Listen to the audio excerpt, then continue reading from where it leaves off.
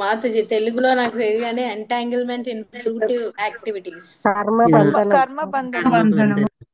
కర్మబంధనంలో ఒక్క మనం చేసే దుష్కర్మలే బంధానికి గురి చేస్తాయా, మనం చేసే సకర్మలు కూడా మన బంధానికి గురి చేస్తాయా?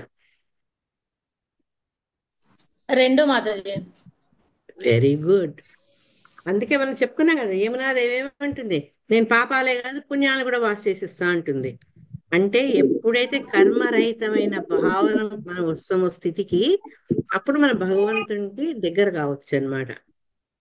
చెడు కర్మలు మంచి కర్మల్లో మంచి కర్మలు బెటర్ ఆప్షన్, కానీ ఆ మంచి కర్మలు కూడా ఏంటి, అవి చేసినాక వచ్చే తర్వాత జరిగే పరిణామాలు ఏంటో కూడా మనం నేర్చుకున్నాం ఈరోజు నేను ఈ చాప్టర్ లో. సో గృహం ఏది అంటే ఎవరు, గృహస్థాయి అంటే ఎవరు అని కూడా మన కపిల భగవానుడి ద్వారా చెప్పారు. ఎవరైతే కేవలం కామ్య కర్మల కోసం ఇంద్రియ భోగాల కోసం కష్టపడతాడో అతను గృహం ఏది అయితే ఇంట్లో ఉంటుకుంటూ కూడా ఆత్మానుభూతి ఆత్మానుభూతిని పొందాలనే లక్ష్యంతో ఆ జీవనాన్ని సాగిస్తున్నవాడు గృహస్థుడవుతాడు అని చెప్పుకున్నాం మనం. చెప్పుకున్నాక వీళ్ళకుండే కోరికలు తీరేందుకు వీళ్ళు ఏం చేస్తారు, వేరు వేరు దేవతల్ని అర్చిస్తారు. గృహమేధులు క్విక్ గా వాళ్ళకి ఫలితాలు కావాలి, వాళ్ళు అనుకునే చేరాలి అంటే వాళ్ళు ఏం చేస్తారు, అన్య దేవత అర్చన చేస్తారు. కానీ అది తప్పు. అది అందుకే భగవద్గీతలో స్వయంగా భగవంతుడు ఏమన్నాడంటే అది అవధిపూర్వకం, అది చెయ్యకూడనిది, అది కరెక్ట్ మెథడ్ కాదు అని భగవంతుడు చెప్తున్నాడు. దీనికి కారణం ఏంటంటే వీళ్ళు కామమూఢులు. కామంతో వాళ్ళ ఆలోచన శక్తి లేదు, కోల్పోతారు, భ్రమితారు బాహ్యమైన ఆకర్షణలకు. దాని కారణంగా వాళ్ళు ఇట్లా గృహమేధులుగా వర్తిస్తారనమాట. తర్వాత కొందరేంటి ఇంద్రియ సుఖాలకు ఆకర్షితులై తొందర రిజల్ట్ కావాలని పితృలను దేవతల్ని కూడా పూజ చేస్తారు అని విన్నాం. దాన్ని భగవద్గీతలో అంటే మనకు భగవద్గీతను కనుక రెండింటి అధ్యయనం చేస్తుంటే ఎంత పరస్పరం ఆధారపడి ఉంటుంది. భగవంతుడు చెప్పిన విషయాలన్నీ మళ్ళా భాగవతులు మనకు ఏ రకంగానే ఇంకా విపులంగా చెప్పారు అనేది మనకి 9th చాప్టర్ లో, భగవద్గీత 9th చాప్టర్ లో 20, 21, 22 శ్లోకాల ద్వారా మనం తెలుసుకోవచ్చు. నేను ఒక్కటే అనుకుని పరిగెత్తి పోవద్దు, మీతో చక్కగా తీరిక నా టైం తీసుకొని చెప్దామని. అందుకే ఒకసారి ఈ విషయంలో కూడా మళ్ళీ కొన్ని మిస్ అయినా మళ్ళీ చెప్తున్నాను మీకు. 20లో త్రైవిద్యామాం సోమప పూత పాప యజ్ఞైరిష్వా స్వర్గతిం ప్రార్థ్యంతే తే పుణ్యమాసాద్య సురేంద్రలోకం అశ్నంతి దివ్యాన్ దేవ భోగాన్. అంటే స్వర్గలోకాలు కోరుకుంటూ స్వర్గ సుఖాలు మనకుంటే ఈ భూలోకంలో ఉండే సుఖాలు సరిపో, మనకి ఇంకా పై లోకాల్లో పోయి కూడా మనం సుఖాలు అనుభవించాలనుకుంటాం. ఆ స్వర్గలోకాలను కోరుకుంటూ వేదాధ్యయనం చేసి, వేదాధ్యయనానికి రెండు, ఒకటి ఏంటంటే విధిపూర్వకంగా చేసి పుణ్యం సంపాదించుకోవడం ఎంజాయ్ చేసడం, ఒకడైతే వేదాలు ఆదేశించిన మార్గంలో వెళ్తూ క్రమంగా డిటాచ్మెంట్ పెంచుకొని శుద్ధ సత్వ స్థితికి పోయి భగవద్ ధ్యానంలో భగవంతునితో ఇంకా బాగా మనం కనెక్ట్ అవ్వచ్చు.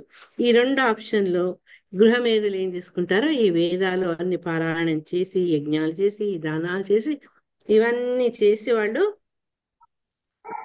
ఈ చంద్రలోకం వద్ద వెళ్ళాలి అనుకుంటారు అనమాట.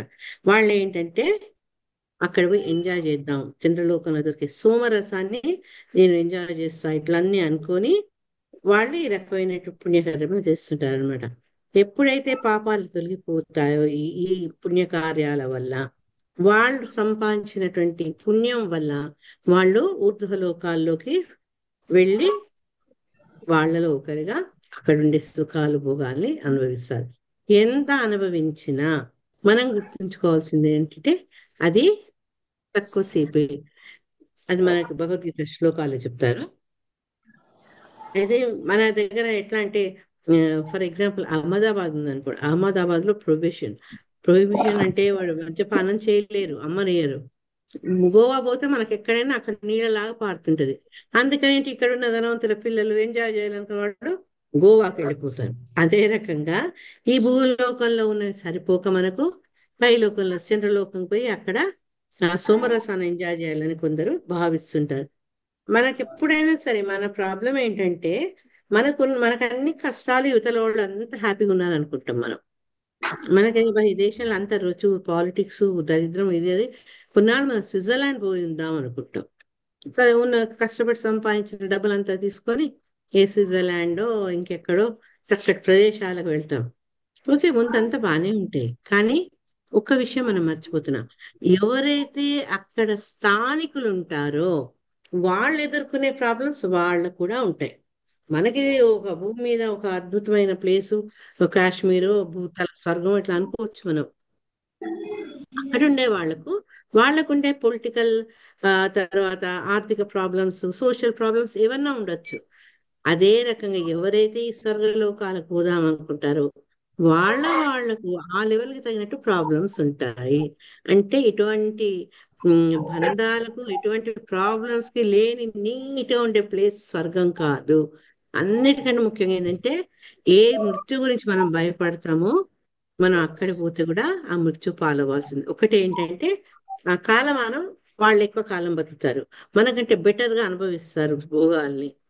కానీ వాళ్ళైనా మనమైనా అదంతా అయిపోగానే మళ్ళా జననం నుంచి మొదలు పెట్టాల్సిన సైకిల్. అదే 21 శ్లోకంలో భగవంతుడు ఏం చెప్తున్నారంటే, తేతం భుక్త్వా స్వర్గలోకం విశాలం క్షీణే పుణ్యే మర్త్యలోకం విశంతి ఏవం త్రయీ ధర్మ మను ప్రపన్న గతాగతం కామ కామాలభంతే. అంటే ఈ రకంగా వాళ్ళు విస్తృతమైన స్వర్గ భోగాలను, స్వర్గలోక భోగాలు, అనేక స్వర్గలోకాలు ఉంటాయని మనం చెప్పుకున్నాం కదా, అనుభవించి ఆ పుణ్యం అంతా ఏదైతే ఆర్జించారో ఆ పుణ్యం అంతా క్షీణించి మళ్ళా చచ్చుకుంటూ వాపసు రావాల్సిందే. ఈ విధంగా వాడు ఈ వేద నియమాలను పాటిస్తూ యజ్ఞయాగాదులు చేస్తూ పుణ్యాన్ని సంపాదించి ఊర్ధ్వలోకాలకు వెళ్ళి ఇంద్రియ భోగాలకు గనక ఆ పుణ్యాన్ని మొత్తం వాడేసిననుకోండి, అప్పుడు మళ్ళా ఆ జన్మ మృత్యు జరా వ్యాధి అనే ఆ వలయంలో పడతారు. ఎవరు దానికి అతీతం అనేది భగవంతుడు ఏం చెప్పాడంటే, అనన్యా చింతయంతో మాం ఏ జనా పర్యుపాసతే తేషాం నిత్యాభియుక్తానాం యోగక్షేమం. ఇది చాలా ఇంపార్టెంట్ శ్లోక. ఎవరైతే అంటే ఈ భోగాలను వేదాల్లో చెప్పించిన మార్గాలను ఉపయోగించి స్వర్గ సుఖాలు అనుభవించాలనుకునే వాళ్ళు కాక, ఎవరైతే స్వామి దివ్య రూపాన్నే ధ్యానిస్తూ, దివ్య రూపాన్ని అంటే భగవంతుడికి రూపం ఉంది, అతను రూపరహితుడు కాదు, రూపంతో ధ్యానించి అనన్య భక్తి, ఇంకా భక్తిలో వేరే కండిషన్స్ లేవన్నమాట. ఎప్పుడు అన్ని కాలాల్లో, సమస్త కాలాల్లో, సమస్త అవస్థల్లో భగవంతుణ్ణి అర్పించే వాళ్లకు ఆయన ఏం చేస్తారట? ఏం చేస్తా అన్నారు ఆయన? లేనివి అందిస్తాను, ఉన్నవి కాపాడుతాను అన్నారు. అనన్యా చింతయంతో మాం ఏ జనా పరిపాలన. దీని మీద ప్రభుపాదులారు లెక్చర్ ఇస్తూ ఎక్కడో యుఎస్ లో ఇక్కడ ఒక చక్కటి కథ చెప్తారు, మీకు కూడా తెలిసే ఉంటుంది. ఆ ఆ కథ పేరేంటంటే, ఆ కథలో హీరో ఎవరంటే అర్జునాచార్య. కమలముఖి మాతాజీ, దామోదరి వీళ్ళంతా చదువుకుని ఉండొచ్చు, భక్తి శాస్త్ర చేసినప్పుడు కూడా చెప్తారు. ఎవరికైనా గుర్తుందా అర్జునాచార్య కథ? హరే కృష్ణ. ఎస్ మాతాజీ, హరే కృష్ణ. చెప్పండి మాతాజీ. హరే కృష్ణ. శ్రీల ప్రభుపాద జై. చెప్పండి. అర్జునాచార్య అనే భక్తుడు ఉంటాడు. ఆయన ఎప్పుడు కూడా ఇది అనన్య చింతయంతో మాం శ్లోకము పారాయణం చేస్తాడనమాట. ఆయన గొప్ప భక్తుడే, కానీ బ్రాహ్మణుడు ఎప్పుడు తను యాచన చేసి బతుకుతూ ఉంటాడు. అప్పుడు ఒకసారి ఏమైతుందంటే అక్కడ వర్షాలు పడడం వల్ల ఆ, ఒకసారి యాచనకి వెళ్ళలేకపోతాడు. అప్పుడు ఏమైతుందంటే ఒక 3-4 రోజులు అందరూ పస్తులు ఉండాల్సి వస్తుంది. అప్పుడు వాళ్ళ భార్య ఏమంటదంటే, మీరు ఎప్పుడు భగవద్గీతలో చదువుతారు కదా, చదివినప్పుడు మరి అనన్య చింతమ యోజన పర్యుపాస్తే అన్నారు కదా, మరి భగవంతుడు కాపాడట్లేదు, యోగక్షేమం వహామ్యం అన్నాడు కదా, మరి మరి మనం ఇన్ని రోజులు పస్తులు ఉంటున్నాము పిల్లలతో పాటు, మరి భగవంతుడు రావట్లేదు, కాపాడట్లేదు అని అంటది అనమాట. అన్న తర్వాత ఏం చేస్తా అంటే ఈ శ్లోకం మీద ఇంటూ మార్క్ పెడుతుంది. ఇంటూ మార్క్ పెట్టేసి వాళ్ళు పడుకుంటారు. అప్పుడు భగవంతుడు ఏం చేస్తా అంటే బలరామకృష్ణుల రూపంలో, ఒక నల్ల రూపంలో, ఒక తెల్ల రూపంలో వచ్చి ఒక డోర్ కొడతారు, వీళ్ళు డోర్ కొడతారనమాట. కొడితే అప్పుడు ఈవిడే, ఈ భక్తురాలు వెళ్ళి తలుపు తెరుస్తుంది. తలుపు తెరిచినప్పుడు వాళ్ళిద్దరు సరుకులన్నీ తీసుకొస్తారు ఇంటికి. తీసుకొచ్చినప్పుడు ఎవరు మీరు అని అడుగుతాను. అంటే మేము ఇట్లా ఆ, అర్జునాచార్య వాళ్ళ శిష్యులము అని చెప్తారు. మిత్రులమనో చెప్తారు. అది కరెక్ట్. ఒక చోట అట్లా విన్నా, ఒక చోట ఇట్లా విన్నా నేను. అయితే మరి ఏంటి అంటే ఈ సరుకులన్నీ పంపించారు అంటే అసలు ఆయన బయటికి వెళ్ళలేదు కదా, మరి సరుకులు ఎలా పంపించారని ఆలోచిస్తుంది. లేదు లేదు పంపించారు తీసుకొచ్చామంటే సరే తీసుకుంటది. తీసుకున్న తర్వాత ఆ, మేము వెళ్తామంటే మాతాజీ అంటారు రండి మీకు కూడా భోజనము వంట చేసి మీకు భోజనం వడ్డిస్తానంటే లేదమ్మా మాకు ఇప్పుడు అర్జెంట్ పనింది కాకపోతే మేము ఇప్పుడు తినలేము కూడా అంటారు. ఎందుకంటే మా నాలుక మీద ఇంటూ గుర్తు పెట్టారు అని అంటారనమాట. అంటే అప్పుడు ఆమె చెప్పేసి వాళ్ళు వెళ్ళిపోతారు. వెళ్ళిపోయిన తర్వాత తను వంట అంతా కంప్లీట్ చేసి భర్తని పిల్లల్ని లేపుతుందనమాట.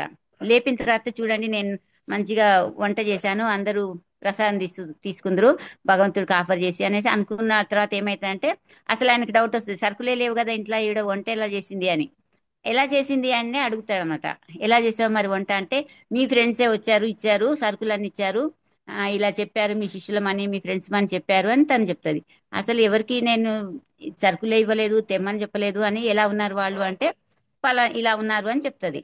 చెప్పినప్పుడు మరి వాళ్ళకి కూడా నువ్వు ఆ ప్రసాదం పెట్టాల్సింది కదా అని తన భర్త అడిగినప్పుడు తను ఏమంటదంటే నేను చెప్పానండి చెప్పాను కానీ వాళ్ళు అన్నారు మా నాలుక మీద ఎవరు ఇంటూ అదే కాట్లు పెట్టారు అందుకే మేము ఆహారం తీసుకోలేము అని చెప్పారు అని తను చెప్తా అనమాట. అప్పుడు తనకి గుర్తొస్తుంది. అంటే ఆ అనన్య చింతయంతం శ్లోకం మీద ఇంటూ మార్కు పెట్టారు కాబట్టి ఆ భగవంతుడి నాలుక మీద పెట్టినట్టుగా భావన అన్నమాట.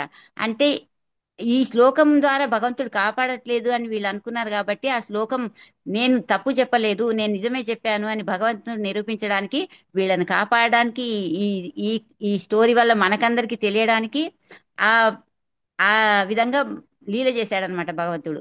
అప్పుడు వాళ్ళు తెలుసుకుంటారనమాట. తెలుసుకొని అయ్యో నేను ఇంత అనుకున్న నమ్మకం ఉన్నా కూడా నాకు కనిపించలేదు భగవంతుడి దర్శనము, నీకు కనిపించిందంటే నువ్వేంతో పుణ్యాత్మురాలవి, భగవంతుడి దర్శనం మీకు ఇచ్చాడు నాకు ఇవ్వలేదని తను బాధపడుతూ మళ్ళీ బయటకు వెళ్ళి చూస్తాడు కానీ కనిపించాడు అనమాట భగవంతుడు. అంటే తర్వాత నెక్స్ట్ జన్మలో నీకు దొరుకుతుంది అని చెప్పినట్టుగా విన్నాను మాతాజీ నేను. అంటే భగవంతుడు ఎప్పుడు కూడా భగవద్గీత భగవంతుని ముఖార విందం నుంచి వచ్చింది కాబట్టి మనం ఎవరమైనా ఖచ్చితంగా భగవద్గీతలో ఉన్న శ్లోకాన్ని మనము నమ్మాల్సిందే. అది మాత్రం తప్పకుండా గుర్తుపెట్టుకోవాలి. నాకు అర్థమైంది మాతాజీ. హరే కృష్ణ.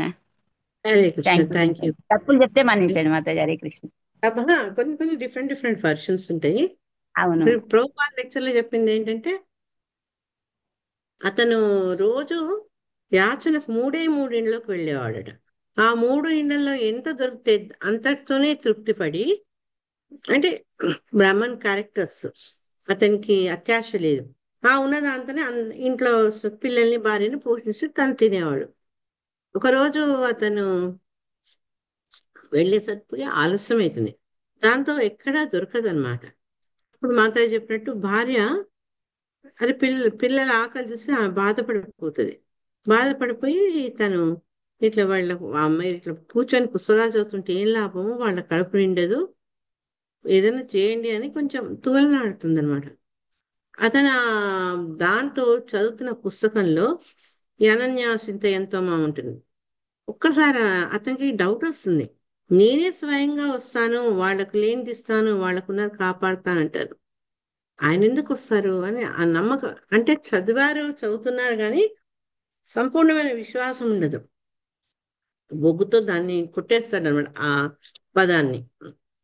సో అప్పుడు వెళ్ళిపోతాడు అనమాట స్నానానికి. నదిలో స్నానం చేస్తారు కదా. అతను వెళ్ళగానే ఇద్దరు బాలు రావడము మాతో చెప్పినట్టు అవన్నీ తీసుకొచ్చిస్తారు. తీసుకొస్తే ఉంటాడు నాయన భోజనం చేసి వెళ్ళంటే లేదు లేదు లేట్ అయిపోతే మా గురువు గారు కొడతారంటే ఆవిడ ఆశ్చర్యపోతుంది. మా వారు అంత నెమ్మదస్తుడు అంత భక్తుడు ఆయన ఇట్లాంటి చిన్న పిల్లల్ని కొడతారా అని. అంటే చూడండి అని వాళ్ళ వెనక తింటే ఆ ఈప మీద నల్ల మరకలు ఉంటాయి అన్నమాట. సరే మేము తొందరగా వెళ్ళిపోతారు. భార్య అతను వచ్చేటప్పటికి ఇంట్లో గృహ వాసనలు వస్తుంటాయి.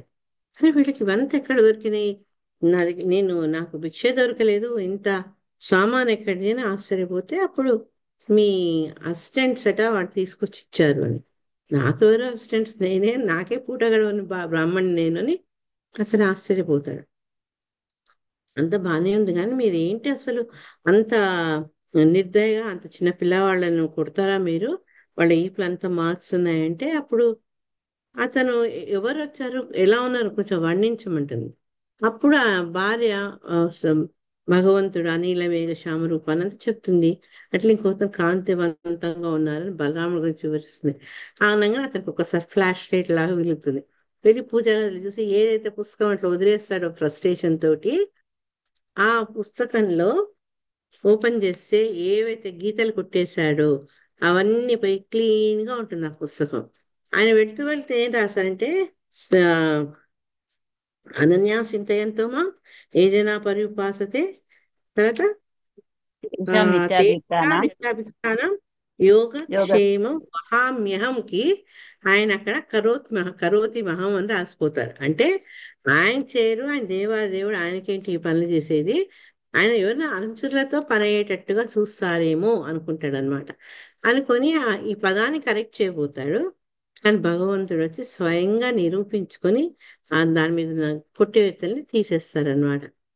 దానికి భార్యతో అంటాడనమాట, నాకు అదృష్టం లేకపోయింది, ఎందుకంటే నాలో కంప్లీట్ విశ్వాసం లేదు, అందుకే భగవంతుడు ఇచ్చిన ఆ స్టేట్మెంట్ నేను కొంచెం కించిత్ మనసులో అనుమానించా, అందుకని నాకు ఆ అదృష్టం దొరకలేదు, నువ్వు ఎంతో అదృష్టవంతురాలు అని ఆమెకు చెప్తారనమాట. దీన్ని బట్టి అనన్యాసింతే అంత భగవంతుడికి భక్తుల పట్ల ఎంత ప్రేమ అంటే, వాళ్ళు కడిగేస్తే ఆయన 10 అడుగులు వేస్తారు అన్నదానికి అదే ఉదాహరణ. తర్వాత ఈవెన్ సుధామ వచ్చినప్పుడు కూడా అంతే. ఎప్పుడైతే ఈ పేద బ్రాహ్మణుడు వచ్చి నేను కృష్ణుని ఫ్రెండ్ అని చెప్పారో, అంతఃపురంలో ఉన్న స్వామి పరిగెత్తి పరిగెత్తి పరిగెత్తి వచ్చారు. ఆయన వెంబడి ఆయన పట్టమహిషులందరూ వచ్చారు, నౌకర్ చాకర్లందరూ వచ్చారు. అంత గొప్ప పర్సనాలిటీ ఒక పేద బ్రాహ్మణ్ణి రిసీవ్ చేసేందుకు ఎందుకు వచ్చారు అంటే, అక్కడ కూడా సుధాముడు ఎప్పుడు భగవంతుణ్ణి సతతం కీర్తయంతో తిండి ఉన్నా లేకున్నా, పిల్లలకు పోషణ జరుగుతున్నా లేకున్నా, భార్య తిట్టినా, ప్రేమ పడ్డా ఏవి పట్టలేవు, అతను నిరంతరం కృష్ణ ధ్యానంలోనే ఉండేవాడు. అందుకని భగవంతుడు ఆ రకంగా రెసిప్రొకేట్ చేశారు, తనకున్నంత ధనాన్ని మళ్ళీ అంత ధనవంతుడిని చేశారు అని చెప్తుంటారు. కాబట్టి భగవంతుడు ఎవరైతే ఆయన మీదనే ఆధారపడి ఇట్లాంటి ప్రయత్నాలన్నీ చేసి వాళ్ళని పూజించి తొందరగా రిజల్ట్స్ తెచ్చుకోవాలి ఈ రకంగా భావిస్తున్న వాళ్ళ కంటే, ఎవరైతే తనను పూర్తిగా ఎటువంటి కోరికలు లేకుండా శుద్ధ భక్తి చేస్తుంటారో వాళ్ళపై భగవంతుడు ప్రత్యేకమైనటువంటి ఆదరాన్ని చూపిస్తారనమాట. దీంట్లో 4, 5లో ఏం చెప్పారు అంటే, ఈ లోకాలన్నీ టెంపరీ, భగవంతుడు శ్వాస పీల్చినప్పుడు అన్ని అంతరించాయి, శ్వాస బయటి బయటికి వదిలినప్పుడు అంటే ఉచ్ఛ్వాసలో ఈ ప్ర ఈ కాల అన్ని లోకాలు ఉద్భవిస్తాయి, ఈవెన్ బ్రహ్మలోకం కూడా, బ్రహ్మకు కూడా కాల పరిమితి ఉంది అని చెప్పి, ఈ బుద్ధిమంతులైన వాళ్ళు అందుకే వీటి పట్ల ఆకర్షణ పొందకుండా భగవద్భక్తితో భగవత్ చింతనతో ఉన్నదాంతో వాళ్ళు చాలా హ్యాపీగా ఉంటారు. ఇక్కడ తెలుసుకున్న కదా అన్యాసింత ఎంతోనో, వాళ్ళు ఏంటంటే ఈ ప్రకృతి గుణాలు వాళ్ళ మీద ప్రభావం చూపించకుండా ఇంద్రియ భోగాల కోసం వాళ్ళు వాళ్ళ జీవితాన్ని వృధా చేసుకోరు. ఇంకా వాళ్ళు అట్లని అన్ని వదిలేసా లేదు, స్వధర్మాన్ని పాటిస్తుంటారు కాబట్టి వాళ్ళు ఏంటంటే ఇంకొకళ్ళు వేలెత్త చూపకుండా వాళ్ళ ధర్మాన్ని పాటిస్తూ, అదే సమయంలో మళ్ళీ వీటన్నిటి మీద ఆకర్షణ వరకు ఉండదన్నమాట. ఇతను ఎట్లుంటాడంటే 6వ శ్లోకంలో చెప్పారు, సంఘరహితంగా నిర్మమత్వంతోనూ నిరహంకారంతోనూ ఉండి, ఆ మనిషి అంటే ఎవరైతే ఉన్నత స్థానంలో ఉండి భక్తుడున్నాడో అటువంటి వాడేంటి తన స్వధర్మాన్ని అతను నిర్వర్తిస్తాడనమాట. ఈ రకంగా అతను ఎటువంటి కల్మషాలు లేకుండా, ఎటువంటి భౌతిక ఆ కల్మషాలకు లొంగకుండా ఉన్నందుకు అతను ఏంటంటే భగవంతుడికి నేను సేవకుణ్ణి అనే సహజ భావనలో అతను స్థిరపడి ఉంటాడనమాట. 7వ శ్లోకంలో నేను చెప్పానా లేదో నాకు గుర్తు రావట్లేదు. చెప్పలేదు, 7th చెప్పలేదు, మనం 6th దాకా చేశాం అంతే కదమ్మా, ఎక్కడ గుర్తుందా?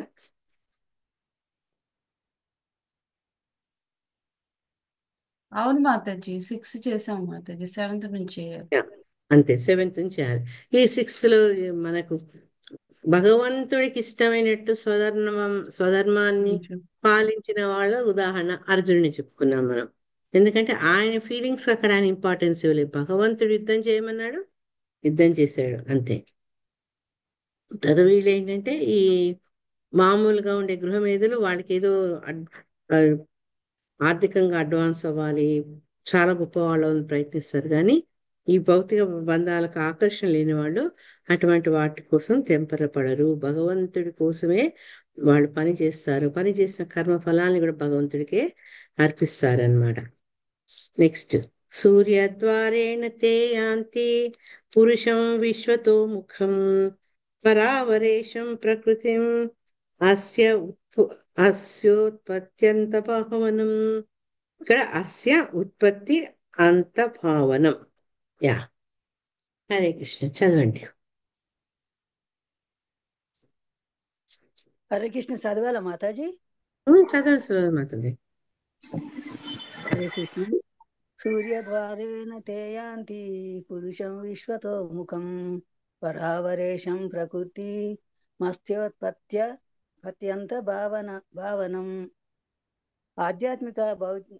భౌతిక ఆధ్యాత్మిక జగత్తులకు ఈశ్వరుడును, జగత్తు యొక్క ఉత్పత్తి అంతములను మూలకారణుడును అగు పరమపురుషుని అట్టి ముక్తాత్ములు సూర్యపథము ద్వారా చేరుదురు. హరే కృష్ణ మాతాజీ.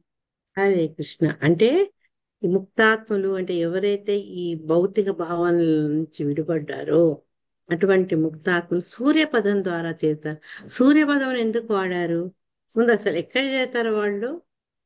భగవంతుణ్ణి చేరుతారు. విశ్వతో ముఖం, విశ్వం అంతటిని కాంచువాడు ఎవరు అని భగవంతుడు. ఒక రకంగా చెప్పాలంటే సూర్య భగవానుడు కూడా. ఆ పరమ పురుషుని వీళ్ళు సూర్య మార్గం ద్వారా, అంటే అంధకారంలో కాకుండా వెలుగులో ప్రయాణిస్తారు. జ్ఞానం అనే వెలుగు ద్వారా వాళ్ళు భగవంతుణ్ణి చేరుతారు. ఇది ఇంపార్టెంట్ అనమాట. శ్రీల ప్రభుపాద ఏం చెప్తున్నారంటే ప్రకాశ పథం ద్వారా లేదా సూర్యలోకం ద్వారా వాళ్ళు ఈ పరమ పురుషుణ్ణి చేరుతారు. అంటే దానికి మనం అర్థం చేసుకోవాల్సింది అంటే భక్తి మార్గం ద్వారా. భక్తి అనేది ఏంటంటే మనం ఏం చేయాలి, మనం ఎవరు అనే సరైన అవగాహన జ్ఞానంతో చేసే క్రియ. అది అంధకారంతో కూడింది కాదు. అందుకని వాళ్ళు సూర్య మార్గంలో వెళ్తారు అని వేదాల్లో చెప్పారట. ప్రకాశిత పదం ద్వారానే ప్రయాణించుటచే, అంటే ఈ రకమైనటువంటి మార్గంలో ఉన్నందువల్లనే, ఈ మార్గంలో పయనిస్తున్నందువల్లే మనుషులకు జరిగే అడ్వాంటేజ్ ఏంటంటే ఈ గుణాలతోటి ఉండే సంపర్కం, సత్వ రజో తమో గుణాల యొక్క సంపర్కం వాళ్ళకు పోతుందన్నమాట. ఎప్పుడైతే ఈ 3 గుణాలకు అతీతమైన స్టేజ్కి వస్తారో అప్పుడు వాళ్ళు భగవద్ధామానికి వెళ్ళేందుకు సులభం అవుతుంది. అంటే ఈ రకంగా జ్ఞానం అనే కాంతి పథంలో ప్రయాణం చేస్తున్న మనిషి ముక్తాత్ముడు, ఇంకా అతనికి గుణాల ప్రభావం ఉండదు కాబట్టి పూర్తి స్వచ్ఛంగా ఉండి గుణాతీత అవస్థలోకి వచ్చి భగవద్ధామానికి వెళ్ళడం అతనికి ఈజీగా అవుతుంది అనమాట. అని చెప్పి ఇక్కడ పురుషం విశ్వతో ముఖం అంటే భగవంతుడు. ఆ భగవంతుడు ఎవరు? పూర్ణ పురుషోత్తముడు అని చెప్తున్నారు శ్రీల ప్రభుపాద్ వారు. అంటే భగవంతుడు తప్ప మిగతా వాళ్ళందరూ ఆయన ముందు చూస్తే చాలా సూక్ష్మం. ఆయనే విశ్వతో ముఖం. ఆయన యొక్క ఆ ఏమంటారు గొప్పతనాన్ని వాడే పదాలు అనమాట ఇవి. అతని గొప్పతనాన్ని తెలిసేందుకు ఆయన ముందు మనం ఒక అణువు, ఆయనైతే ఒక కణిక మనం అనమాట. అంత వ్యత్యాసం ఉంది భగవంతుడికి మనకు. అంతేకాక ఏంటి అంటే అతను ఈ భౌతిక ప్రపంచానికి ఆధ్యాత్మిక జగాలకు అన్నిటికీ సృష్టికర్త ఆయన్నే. ఆ సంగతి మనము గుర్తుంచుకోవాలన్నమాట. అయితే మనం సామాన్యంగా ఏమనుకుంటాము, ఈ సృష్టి అనేది ప్రకృతి వల్లనే జరిగింది అని మనం అనుకుంటాం. కానీ ఏ సృష్టిని ఏ సృష్టి ప్రకృతి వల్ల జరిగిందో ఆ ప్రకృతి కూడా భగవంతుని యొక్క శక్తి యొక్క శక్తి వ్యక్తీకరణ మూలంగానే ఈ భౌతిక ప్రపంచం ఏర్పడింది. కానీ అస్సలు అస్సలు ఇంకా మూల కారణం ఎవరు అని తెలిస్తే భగవంతుడు కానీ ప్రకృతిలో ఉన్నటువంటి ఈ 5 గ్రాస్ ఎలిమెంట్స్ అవన్నీ కాదు. ఒక శిశువుకు ఏ రకంగా తల్లి తండ్రి కలిసి శిశువుగా ఏర్పడుతుందో అదే రకంగా ఈ భౌతిక ప్రపంచం కూడా ప్రకృతిపై పురుషుడు దృష్టి పెడితే రసరాని ఎప్పుడు మన భూలోక చాట్లు చెప్తారు కదా. అక్కడ పార్వతీదేవి ఉంటుంది, శివుడి దృష్టి పడుతుంది, తర్వాత సృష్టి ఆరంభం అవుతుందని చెప్తారు కదా. ఈ రకంగా భౌతిక జగత్తు వ్యక్తమయ్యేది ఎందుకంటే ప్రకృతి మీద పురుషుని యొక్క దృష్టి పడినప్పుడు. దీన్ని బట్టి మనకి ఏం తెలుస్తుంది అంటే అన్ని వ్యక్తీకరణం అవ్వడానికి కారణం భగవంతుడే. ఈ గ్రాస్ మూల పదార్థాలు 5 భూమి, రాపు, అనులో, వాయు అని చెప్తాం కదా. ఇవి కాదు, మన సృష్టికి మెయిన్ కారణం ఎవరంటే ఆ భగవంతుడు. ఇక్కడ బ్రహ్మ గురించి చెప్తున్నారు మళ్ళా. ద్విపరార్థావసానేయం ప్రళయో బ్రహ్మణస్తుతే తావదత్యాసతే లోకం పరస్య పరచింతకాః. హరే కృష్ణ. హరే కృష్ణ హరే మాతాజీ. కృష్ణ మాతాజీ. ఓకే, ఎవరైనా కలిసి నో ప్రాబ్లం. ద్విపరార్థావసానేయః ప్రళయో బ్రహ్మణస్తు తే తావదధ్యాసతే లోకం పరస్య పరచింతకాః. దేవదేవుని హిరణ్యగర్భ రూపమును అర్చించు వారలు ద్విపరార్థ కాలము, అప్పుడు బ్రహ్మదేవుడు సైతము లయముందును. ద్విపరార్థ కాలం వరకు భౌతిక జగమనందే నిలిచి ఉందురు. హరే కృష్ణ. హరే కృష్ణ. ఈ హిరణ్య గర్భ అనేది గుర్తుందా, మనం ఎప్పుడు నేర్చుకున్నాము? హరే హరే కృష్ణ మాతాజీ. గర్భోదక్షాయి నుంచి బ్రహ్మదేవుడు జనించినప్పుడు బ్రహ్మదేవుడు సృష్టి చేసినప్పుడు మాతాజీ 2-3 సార్లు వస్తుంది మనకి. బ్రహ్మదేవ సృష్టి అప్పుడు వస్తుంది. మాతాజీ చెప్పినట్టు గర్భోదక్షాయి విష్ణు గురించి వచ్చినప్పుడు కూడా ఆ ప్రస్తావన వస్తుంది. ఫస్ట్ అదే కదా. హరే కృష్ణ. అవును. అందుకని ఇక్కడ ఏం చెప్తున్నారు అంటే ఎవరైతే భగవంతుణ్ణి హిరణ్య గర్భ రూపంలో పూజిస్తారో, భగవంతుణ్ణి అనేక రూపాలుగా అనేక వ్యక్తులు ఆయన్ని అవగాహన చేసుకునే ప్రయత్నిస్తారు కదా. అట్లా ఎవరైతే భగవంతుణ్ణి హిరణ్య గర్భ రూపంలో పూజిస్తారో అర్చిస్తారో వాళ్ళు ఏంటంటే ద్విపరార్థ కాలము, అంటే మనం ఫస్ట్ కాలము క్యాలిక్యులేషన్లు కూడా నేర్చుకున్నాం. పరార్థ కాలంలో ద్విపరార్థ కాలం అంటే బ్రహ్మ యొక్క ఆయుష్ను మొదటి సగం ఒక పరార్థం అయితే రెండవ సగం ద్విపరార్థం అవుతుంది. ఆ రకంగా ఆ ద్విపరార్థ కాలం చివరికి వచ్చేటప్పటికి ఏమైతుంది, బ్రహ్మ ఆయన యొక్క ఆయుష్ అయిపోతుంది. ఆయన అంతరించి ఇంకొక కొత్తగా ఫ్రెష్ బ్రహ్మ వస్తారనమాట. అట్లా అంటే బ్రహ్మదేవుడు ఆ మహాప్రళయం వచ్చి ఆయన దేహాంతం అయ్యే వరకు కూడా ఈ భగవంతుని హిరణ్య గర్భ రూపంలో పూజించేవాళ్ళు ఈ జగత్తులో నిల్చుంటారు అని చెప్తున్నారు. మనం మొన్న కూడా చదువుకున్నాం 2 రకాల ప్రళయాలని. ఒకటేంటి, బ్రహ్మదేవుడి ఒక డే అంతా అయిపోయినాక నైట్ వచ్చే ప్రళయం ఒకటైతే, ఇంకోటి ఆయన జీవిత అంతకాలంలో వచ్చే ప్రళయం అనమాట. ఈ ద్విపరార్థ కాలం అంటే సెకండ్ హాఫ్ ఎప్పుడైతే పూర్తి అవుతుందో అప్పుడు బ్రహ్మదేవుడు దేహాన్ని చాలిస్తాడు అనమాట. ఆ సమయంలో మొత్తం ఈ ప్రపంచం, అది భౌతిక ప్రపంచాలన్నీ కూడా నీటిలో మునిగిపోయి అవి భగవంతుడితో లయమవుతాయి అనమాట.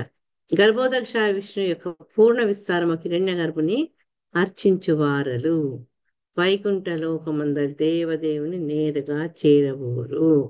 ఎందుకంటే వాళ్ళు ఈ హిరణ్య గర్భుని అర్చించడం వల్ల, ఆయన్ని పూజించడం వల్ల వాళ్ళు ఏం చేస్తారట అంటే బ్రహ్మలోకంలో సత్యలోకంలోనో ఇంకా ఎక్కడో ఉంటారనమాట.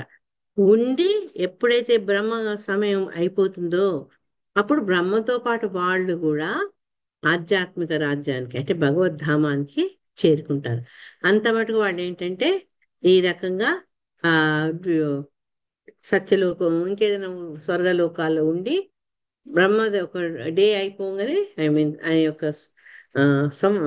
యొక్క 100 ఏళ్ళు ఆయు పరిమాణం అయిపోగానే అప్పుడు వాళ్ళు కూడా నశిస్తారంటే వెళ్ళిపోతారు, ట్రాన్స్మైగ్రేట్ అవుతారనమాట. పరస్య పరచింతక అను పదానికి ఎల్లప్పుడూ దేవుణ్ణి కూర్చే చింతించుట. ఈ ఈ పదం ఎప్పుడు వచ్చింది మనకు? లాస్ట్ అన్నమాట. పరస్య పరచింతకాహ అంటే ఎప్పుడు పరచింతన, అంటే భగవంతుడి గురించి పరచింతన అంటే ఇంకోటి గురించి తలుచుకోవడం కాదు. వాడేమంటున్నారు, వీడేం చేస్తున్నారు, వాడేం కోరుకున్నారు. ఆహా, భగవంతుడు ఆయనను తలుచుకుంటేనే ఆయన పరంధాముడు. ఆయన ఆ ఆయన యొక్క ధామానికి మనం వెళ్ళాలి అంటే ఆయన్నే తలుచుకోవాలి. ఎప్పుడూ కృష్ణ రసభావంలో ఉండాలన్నమాట అని చెప్తూ ఇక్కడ శిలా ప్రభుపాద ఏమన్నారు, కృష్ణుడు అని పలికినప్పుడు విష్ణుతత్వములన్నిటినీ సూచించినట్టే. కృష్ణస్తు భగవాన్ స్వయం అని తెలుసుకున్నాం కదా. ఇవన్నీ భగవంతుడు కృష్ణుడే కారణం కాబట్టి ఈ పురుష అవతారాలు, తర్వాత శక్తి ఆవేశ అవతారాలు, మన్వంతర అవతారాలు, ఇవన్నీ కూడా హోల్గా అంటే కాంపాక్ట్ గా భగవంతుడిలోనే, శ్రీకృష్ణుడిలోనే ఉన్నాయి. అవి ఒక్కొక్కసారి ఆ సమయానికి ఆయా విధులు నిర్వర్తించేందుకు బయటికి వచ్చి వ్యక్తమవుతుంటాయి అన్నమాట అని చెప్తూ ఈ బ్రహ్మ సంహితలో కూడా మనకు అది చెప్పారు. కాబట్టి ఇదే విషయాన్ని ఈ శ్లోకం ద్వారా చెప్పారని, రామాదిమూర్తిషు కళా నియమేన తిష్టన్ నానావతారమకరోతు భువనేషు కింటు కృష్ణస్య ఏంటన్నమాట. సడన్ రోజు చదువుతామా, ఇటు మధ్యలో చదువుతుంటే ఎక్కడో బ్రేక్ అవుతుంది నాకు. Anyway sorry. సో ఈ భగవంతుడు ఎన్నో అవతారాలు వచ్చాడు. రాముడుగా, నరసింహుడుగా, వామనుడుగా, మధుసూదనుడు, విష్ణువు, నారాయణ, అనేక రూపాల్లో భగవంతుడు ఎప్పుడు కూడా నిత్యం ఆయనకి, ఎందుకంటే ఆది అంతము లేనివాడు, నిత్యం ఆయన విరసితుడై ఉంటాడు. నిత్యం ఆయన ప్రజెంట్ అయి ఉంటాడు అక్కడ. ఆ రక ఇప్పుడు ఈ భగవంతుడి నుంచి వచ్చినటువంటి విస్తరణలన్నీ కూడా భగవంతుడితో సమానముగానే ఉన్నాయి. ఏ రకంగా అయితే చంద్రుడితోటి వచ్చిన కాంతి చంద్రుడు లాగా మనోహరంగా ఉంటుందో, తర్వాత అగ్ని నుంచి బయటపడ్డ కణికలు అగ్నిలాగా శక్తిని కలిగి ఉంటాయో, అదే రకంగా ఈ అవతారాలన్నీ కూడా శక్తిని సమానంగా కలిసి ఉంటుంది అని చెప్తూ, ఎవరైతే భగవంతుని భక్తికి ప్రభావితం అవుతారో వాళ్ళంతా ఏంటి, ఇంకా నో షార్ట్ కట్స్, డైరెక్ట్ గా వైకుంఠ ధామాలకు వెళ్ళిపోతారనమాట. ఒకవేళ వాళ్ళు ఈ హిరణ్య గర్భనే పూజిస్తూ ఉన్నారనుకో, అప్పుడు వాళ్ళు ఏంటంటే ఎంబడే కాదు, ఆ విశ్వం మొత్తం ప్రళయం అయిపోయి మళ్ళా కొత్తది మొదలైతే చూడు, ఆ టైంలో వాళ్ళు బ్రహ్మతో పాటు భగవద్ధామాన్ని ప్రవేశిస్తారు. అంతదాకా వాళ్ళు బయటనే ఉంటారు. అంటే వాళ్ళకి ఎంబడే విముక్తి లభించదు. అది మనకి ఈ శ్లోకం ద్వారా చెప్పింది. నెక్స్ట్ శ్లోక.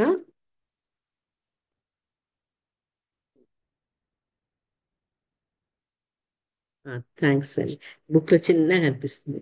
శాంభో నలాన్ నిలవియన్మన ఇంద్రియార్థం భూతాదిభిః పరివృతం ప్రతి సంజిహీర్షు అవ్యాకృతం విశతి యర్హి గుణత్రయాత్మా కాలం పరాఖ్యమనుభూయ పరః స్వయంభూః.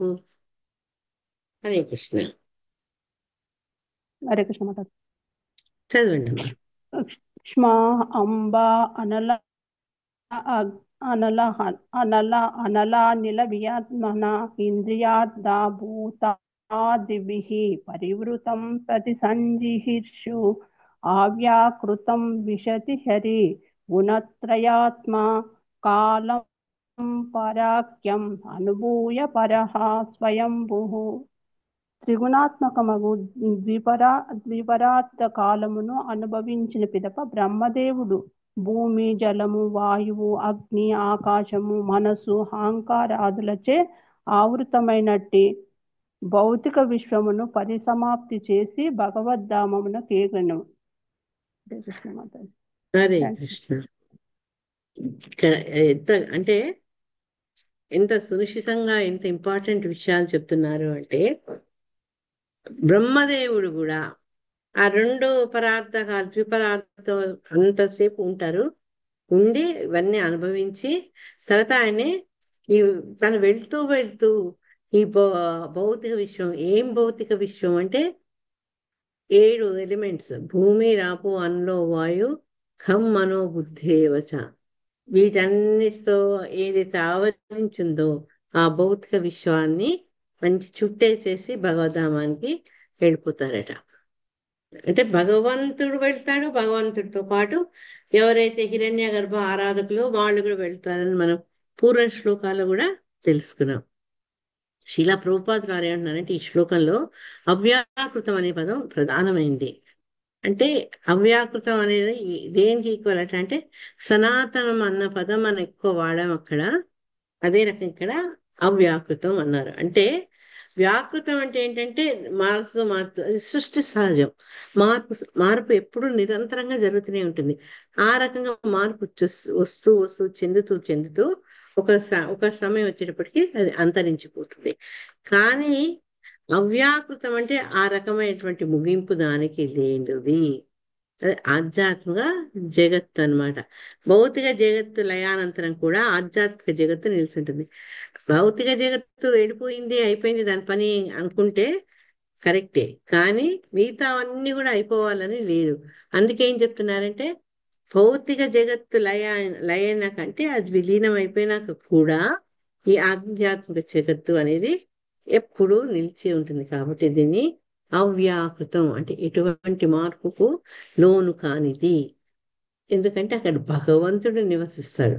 భగవంతుడు నివసించే చోట కాలం యొక్క ప్రభావం ఉండదని మనం బ్రహ్మ సంహితలో లాస్ట్ శ్రీయకాంత పరమ పురుష చదువుతాం కదా. అక్కడ కాలం యొక్క మహిమ, కాలం ప్రభావం ఉండదన్నమాట. ఎందుకంటే అక్కడ భగవంతుడే నివసిస్తున్నాడు కాబట్టి. సో ఈ బ్రహ్మదేవుడు ఎవరైతే ఈ విశ్వాన్ని భౌతిక విశ్వాన్ని పరిపాలించారో ఆయన సమయం రాగానే దాన్ని లయింపజేసి, అంటే తను ఉన్న ఈ ప్రదేశాన్ని లయం చేసి, ఈ లోకాన్ని లయం చేసి భగవద్ధామానికి చేరుకుంటారనమాట. అప్పుడు ఇతరులు కూడా మిగతామంది అనుకుంటే హిరణ్య గర్భాన్ని ఎవరైతే ఆరాధిస్తారో వాళ్ళు కూడా ఇతనితో పాటు వెళ్ళిపోతారు. తర్వాత కొంచెం పైకి చేయాలి.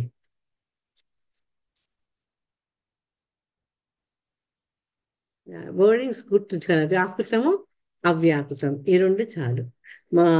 ఈ భగవంతుని యొక్క అరేంజ్మెంట్ తో ఎప్పుడైతే బ్రహ్మ తన కాలం వస్తుందో అంతదాకా భౌతిక విశ్వాన్ని పరిపాలిస్తూ తర్వాత దాన్ని నశింపజేసి భగవద్ధామానికి వెళ్తారు. ఇప్పుడు ఈ మిగతా ఉన్న జీవులు ఆ బ్రహ్మతో కలిసి భగవంతుని యొక్క ధామానికి ప్రవేశిస్తారు అని చెప్పారు.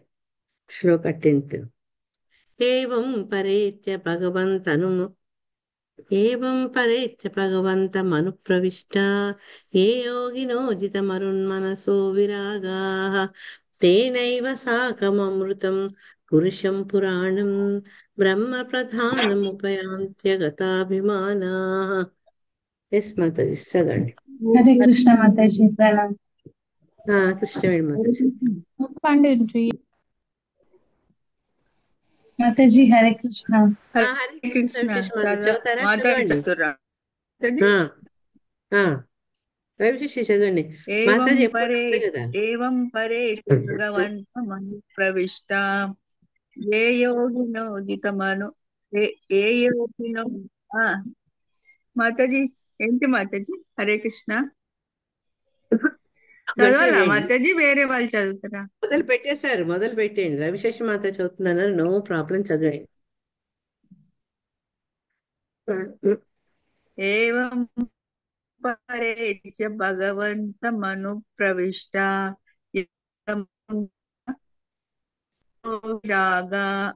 విరాగః తేనైవ సాకమమృతం పురుషం పురాణం బ్రహ్మ ప్రధానముపయాంత్య గతాభిమానాః. హరే కృష్ణ. హరే కృష్ణ మాతాజీ. చదవండి. ప్రాణాయామము మనోనిగ్రహము ద్వారా భౌతిక జగము నుండి విరాగులైనట్టి యోగులు అత్యంత దూరమున గల బ్రహ్మలోకమును చేరుదురు. తమ దేహములను త్యజించిన పిమ్మట వారు బ్రహ్మదేవుని యందు ప్రవేశిస్తురు. కనుక బ్రహ్మదేవుడు ముక్తిని బట్టి పరబ్రహ్మ ఆ యోగులు ఇక్కడ కనిపిస్తలే మాతాజీ కింద. యోగులు పైకి వస్తలేదు. ఆ, హరే కృష్ణ. యోగులు సైతము ఆ భగవద్ధామ ఆయో అచ్చే భగవాన్. అయ్యో మళ్ళా పైకి పోయింది మాతాజీ. అయ్యారా. కాదమ్మా, హరే కృష్ణ. 10th శ్లోక. ఆ, ఇదే 8 మాతాజీ. వచ్చింది. ఇప్పుడు కరెక్ట్ చదవండి. కనుక బ్రహ్మదేవుడు ముక్తిని బడసి ప్రాణాయామం ఆ అయిపోయింది భగవా. అది. హరే కృష్ణ. మళ్ళా లాస్ట్ లైన్ చదవండి. ఆ అదే మాతాజీ పోయింది మళ్ళా. ఉందమ్మా, స్క్రీన్ మీద ఉంది. ఆ పరబ్రహ్మ మగు భగవానుని చెంతకేగగా ఆ యోగులు సైతము భగవద్ధామున ప్రవేశింతురు. హరే కృష్ణ యా, మాతాజీ. హరే కృష్ణ. ఇక్కడ మనం ఏం చెప్తున్నా అంటే, ఎవరైతే ప్రాణాయామం మొదలైనవన్నీ చేస్తూ ఇంద్రియ నిగ్రహం చేస్తూ ఆ రకంగా యోగ మార్గంలో వాళ్ళు ఏం చేస్తారంటే మెల్లమెల్లగా అభివృద్ధి చెందుకుంటూ ఈ భౌతిక జగత్తు పట్ల వాళ్లకు విరక్తి ఉంటుంది. అంతే, వాళ్ళకి ఇచ్చిన ఈ జీవితాన్ని భగవద్ ధ్యానం పెట్టుకుంటారు. అటువంటి వీళ్ళే ఏంటంటే, ఎవరైతే ఈ యోగా ప్రాణాయామాన్ని తర్వాత కంట్రోలింగ్ సెన్స్ ఇవన్నీ చేస్తారో అటువంటి వాళ్ళు ఎవరైతే అటువంటి భావన నుంచి విరాగులేదు అంటే వాళ్ళు దాన్ని కంటిన్యూ చేయరు, అటువంటి వాళ్ళు ఎక్కడ పోతారు అంటే అత్యంత దూరంలో ఉన్న బ్రహ్మలోకానికి వాళ్ళు చేస్తారట. బ్రహ్మలోకానికి ఎప్పుడు వెళ్తారు వాళ్ళు? వాళ్ళ సూక్ష్మ శరీరంతో వెళ్తారు. వాళ్ళు బ్రహ్మదేవుల్లో ప్రవేశిస్తారనమాట. అందుకే బ్రహ్మజ్యోతిలో లీనం అవ్వడం అని చెప్తుంటారు కదా. కానీ అట్లని వాళ్ళు అక్కడే ఉంటారా? ఉండరు. ఎప్పుడైతే కాల పరిమితి చెల్లిపోతుందో అప్పుడు బ్రహ్మదేవుడితో సహా ముక్తిని పొందుతారు. ఆ విషయం మనం గుర్తుంచుకోవాలన్నమాట. ఆ, ఈ భక్తులకేంటి హరే అడ్వాంటేజ్? కృష్ణ మాతాజీ. సారీ తెలుసు. మాతాజీ, యోగీస్ బ్రహ్మ మీద కూడా ధ్యానం చేస్తారా? వాడు పరమాత్మ మీద కదా మాతాజీ చేసేది. మనం యోగులు జ్ఞానులు చేస్తారు, జ్ఞానులు బ్రహ్మ ఓకే మీద చేస్తారు, ఓకే యోగులు పరమాత్మ మీద చేస్తారు. అందుకని వీళ్ళు 2 కేటగిరీస్ చెప్తూ మెయిన్ గా ఎవరైతే యోగాభ్యాసాలు చేస్తూ ఉంటారో డిటాచ్మెంట్ పెంచుకుంటారో వాళ్ళు బ్రహ్మదేవులో ప్రవేశిస్తారని చెప్తున్నారు. వాళ్ళకున్న డిసడ్వాంటేజ్ ఏంటంటే వాళ్ళు భక్తి మార్గం పట్టుకోవట్లేదు కాబట్టి డైరెక్ట్ గా భగవద్ధామానికి చేరలేకపోతున్నారు అనమాట. కాబట్టి వాళ్ళు ఏం చేయాలి? బ్రహ్మకి ఎప్పుడు ముక్తి వస్తే ఆయనతో పాటు మిగతా వీళ్ళకు కూడా వస్తుంది. ఎందుకంటే వాళ్ళు బ్రహ్మని చేరారు, భగవంతుడికి చేరలేరు. ఒక భక్తుడైతే డైరెక్ట్ గా భగవద్ధామాన్ని చేరుతాడు. కానీ వీళ్ళేంటి ఈ యొక్క బ్రహ్మ దగ్గర ఉన్నారు కాబట్టి వాళ్ళకి డైరెక్ట్ గా ముక్తి లభించకుండా వాళ్ళ ఛాన్స్ వచ్చేదాకా వెయిట్ చేయాలట. చేస్తూ ఇంకేం చెప్తున్నా శిలా ప్రభుపాదు అంటే బ్రహ్మతో పాటు వాళ్ళకు కూడా ముక్తి లభిస్తుంది, అంతదాకా వాళ్ళు వెయిట్ చేయాలి. జీవుడు ఏదో ఒక దేవతను అర్చించినంత కాలము అతని చిత్తం అంతయు ఆ దేవతను కూర్చిన ఆలోచనలో నిండి ఉంటా స్పష్టమైన విషయం. అంటే ఇంకా వాడికి ఏంటంటే ఆ దేవత మీదనే అటాచ్ అయి ఉంటాడు, ఆ దేవతను పూజించడమే ఆలోచిస్తుంటాడు, ఇష్టపడుతుంటాడు కదా. అందుకని అతనికి డైరెక్ట్ గా ముక్తి అనేది దొరకదు. ముక్తి దొరకదంటే భక్తి ద్వారా పొందే లిబరేషన్ ముక్తి. భగవద్ధామానికి ప్రవేశించలేరు, ఎందుకంటే అతని ధ్యానంతా వీళ్ళ మీదనే ఉంది. ఈ యోగులు వీళ్ళ మీదనే ఉంది. దేవతల గురించి వాళ్ళు సారీ 1 సెకండ్. ఎవరైతే ఇట్లా అన్య దేవతలను పూజిస్తాడో దేవతల గురించే ఆలోచిస్తుంటాడు కాబట్టి భగవంతుడి గురించి అతను శ్రద్ధగా ఆలోచించాడు కాబట్టి అతనికి భగవద్ధామానికి వెళ్ళే అవకాశము ఉండదు. అంతేగాక ఆ కొందరికి అయితే బ్రహ్మలోకంలో ఉండి బ్రహ్మతో పాటు వాళ్ళు ముక్తి పొందుతారన్నారు కదా, ఆ ఛాన్స్ కూడా వీళ్ళకు లేదు. ఎందుకంటే వాళ్ళు ఏ దేవతల్ని పూజిస్తే వాళ్ళు అక్కడికి పోతారని విన్నాం కదా.